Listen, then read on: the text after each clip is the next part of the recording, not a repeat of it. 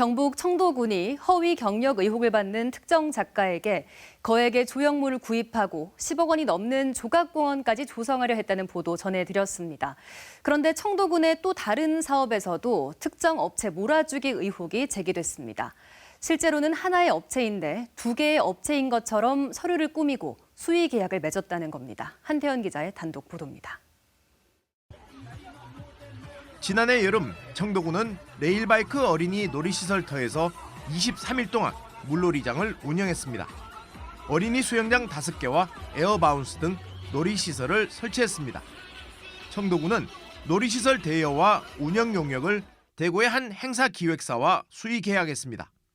수의 계약은 2천만 원까지 가능한데 장애인 업체는 5천만 원까지 가능하다는 규정에 따라 4,800만 원짜리 수의 계약을 했습니다.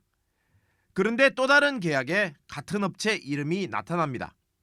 물놀이장 천막을 빌린다며 1,780만 원으로 수의 계약한 겁니다. 계약서상 업체 이름은 같지만 하나는 주소지가 대구, 하나는 청도로 돼 있습니다. 업체 대표 이름도 서로 다릅니다. 지난해 11월 청도군 의회에서 열린 행정사무감사에서 이 문제와 관련한 의혹 제기가 잇따랐습니다. 김규봉 의원은 각각의 수의 계약을 한 청도와 대구의 두 업체가 같은 곳이 아닌지 따져 물었고, 담당 과장은 업체 이름만 똑같을 뿐이지 사업자 등록증이라든지 대표자 이름 모두 다르다라며 문제가 없다고 답했습니다. 박성곤 의원은 두 업체 이름이 같은데 대표자 이름이 다르기 때문에 청도군 담당 과장이 문제가 없다고 답하는 것은 문제가 있다라고 지적하기도 했습니다. 청도군이 계약한 물놀이 시설 대여업체를 직접 찾아왔습니다. 그런데 업체 간판은 보이지 않고 대신 농업법인 간판이 보입니다.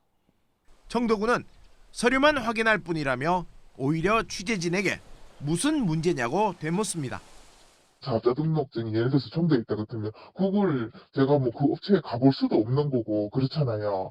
저는 좀 궁금한 게 있는데 그게 뭐 그렇게 문제가 되나요? 물놀이장 운영 계약을 맺은 대구의 행사기획사 홈페이지입니다.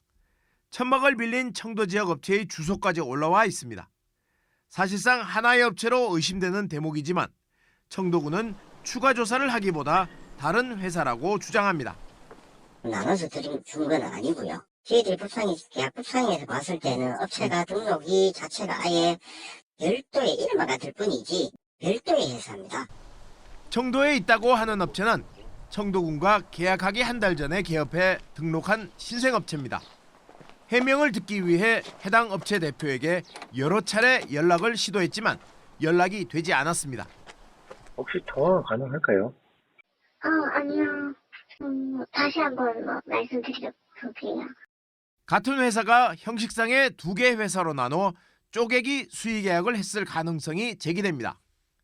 두 사업체의 실제 운영자가 동일하다면 소위 쪼개기 수의 계약으로 지방계약법상 관련 규정을 위반한 것으로 볼 수 있습니다.